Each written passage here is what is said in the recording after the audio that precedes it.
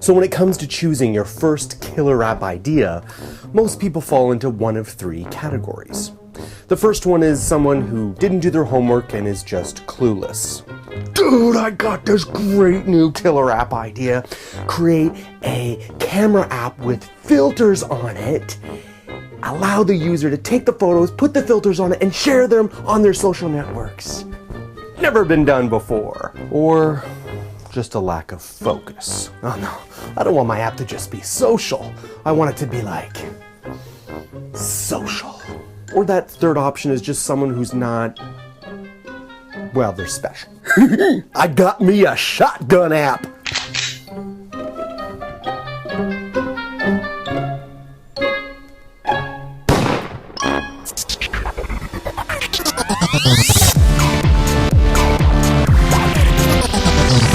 Alrighty, welcome back XDA Crowd. My name is Jayce, and today we are going to talk about how to find and choose a killer app idea that's right for you. But before we do that, we need to deal with some housekeeping issues from last week. So last week I drew the ire of many of you for titling the show how non-coders created a hugely successful app when I didn't talk about how or who did the actual hard coding. I assumed that was self-evident. They didn't actually do the hard coding themselves because they didn't know how to code. They had to pay someone else to do that. But that doesn't change the fact that they conceived the idea, the plan, the marketing and promotion. They told the programmers exactly what they wanted. It was a very simple reverse karaoke app. No voice enhancement, pitch control, or anything like that in the first stages. And to be honest, the app didn't even look very well designed, but they ran with that little idea. And it was a massive success now for them. So, and they were able to take the funds from that early success and put it back into development, so they didn't have to pay it out of pocket. Now, I know most people don't have the means to do that, right? But to be honest, they paid, from what I understand, they haven't stated it publicly, from what I understand, anywhere from $800 to $1,500 US to get that first app up and running. Now that's generally what you're going to pay on Odesk or Elance for a competent developer to kind of outsource that kind of stuff. Just wanted to clarify that.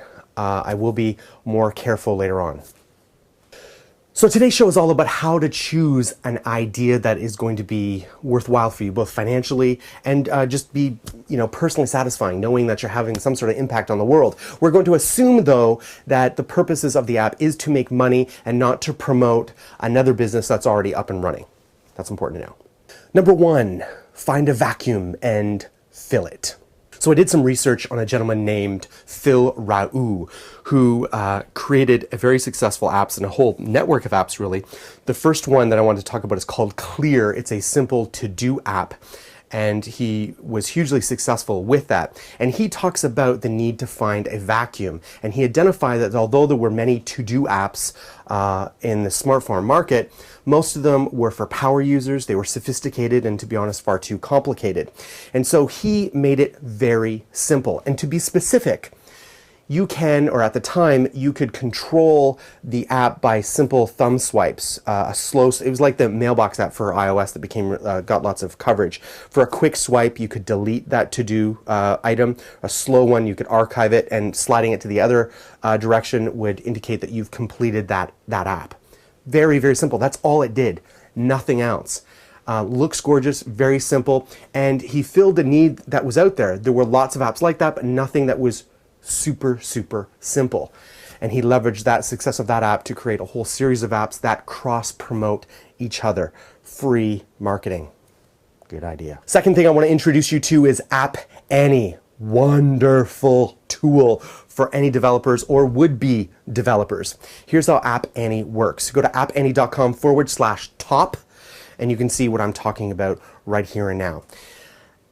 I've heard or I've read that AppAnnie is running in real-time updates, but when I went on there, I could find only daily updates, but that's still really, really fast. It will break down stats as far as free apps, paid apps, and top grossing apps. And what you notice is that the top grossing apps are often free apps going on the freemium model. We're going to talk about that in tomorrow's episode, where we talk about how to price your apps and make the most cha-ching from it. But AppAnnie. So AppAnnie is something you use research to identify where those vacuums are. Where are needs in the app market that are not being met? So here's an example.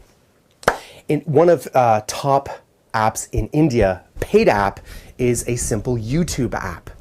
It's a simple YouTube app. And you might be thinking, why would I buy a 99-cent YouTube app when the YouTube app is probably better made and free? Well, it found a vacuum, a need to solve. And we talked last week about all these people who have new smartphones but have low bandwidth options only. They don't have LTE and 4G access. So this app allows you to download YouTube videos and watch them later when you have time and no bandwidth, or it has settings that will automatically detect if you have 3G or Wi-Fi and change the download or bandwidth settings accordingly. Super example. It's done really, really well, very, very simple, and one of the top paid apps in India. So I want to stay with the Indian market because it's a huge emerging market and great opportunity for new developers and veteran developers alike. So how would you use AppAnnie in that research? Here's an example. We know that 90% of the top grossing apps that make a lot of money in either app store are games. Now, productivity and utility apps do really well too, but they consist of only about 10% of the market. We can talk about it at another time, but I want to talk about games. Now, do you just make another Infinity Blade? Do you make another Plants vs. Zombies to try and compete with Plants vs. Zombies? Maybe not too smart. But again, going back to number one, find a vacuum, find a need, and fill it in a way that's not currently being met. So here's an example. Going for the games market, you can look on AppAnnie and there's subcategories within games. And one of the popular ones are educational games. Parents like me buy apps for their kids to help them learn. I bought my son a math app. It was like algebra and zombies, and I bought it for him. It was like $5 or $6. It wasn't cheap, but I bought it for him to help him with his algebra. Parents do that. Parents will spend a lot of money on their child's education. And as important as education is in India, I think this is an opportunity. And I got that little spidey sense because when you go to the actual Indian app analytics on AppAnnie and you look under games and subcategory games, there's not enough data for educational games within the Indian Play Store market, but they're big in other markets. To me, this could be an opportunity for some of you to really jump on that. I'm assuming it's got to be a need in India. If there were apps like that there that had a freemium model or a paid upfront model, there's a possible opportunity there. I think that's a great example of finding a vacuum or a need and filling it before your competitors do. Okay guys, so in an effort to try and solve the problem of not being able to answer to everyone's individual emails and all their individual concerns, I have a solution to this problem. Next Thursday night, we are going to start a weekly group video chat for 10 people only. The first 10 people to sign up at howtobecomezuck.com will get a notification from me. Once you pay to enter that chat, you send me your resume, your cover letter, any other career information that you want, perhaps interview questions, and specifically 3 goals that you want to have happen in the next year with your career in software development, okay? My wife charges about $120 an hour at her company for this kind of thing to do it one-on-one. I figured we can do like a fraction of that cost and doing it a group at a time over video chat. And then you have to be okay with me recording this video chat so I can share it with other people who can't pay, okay? So, howtobecomezuck.com, first 10 people, we'll do 10 people a week and see how that goes. If there's more demand for it, we'll add another week during the week. Tomorrow's show, I'm really excited about because I found out some awesome information recently that has been learned about pricing your apps and how so many of the top grossing apps are free apps. So how are they making money? I know you're thinking it's the freemium model, but there's a lot more to it than that, and I'm really excited about it. Stay tuned for tomorrow. See you then.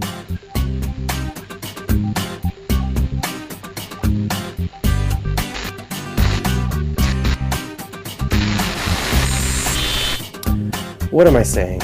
What am I saying? Does anybody watch this?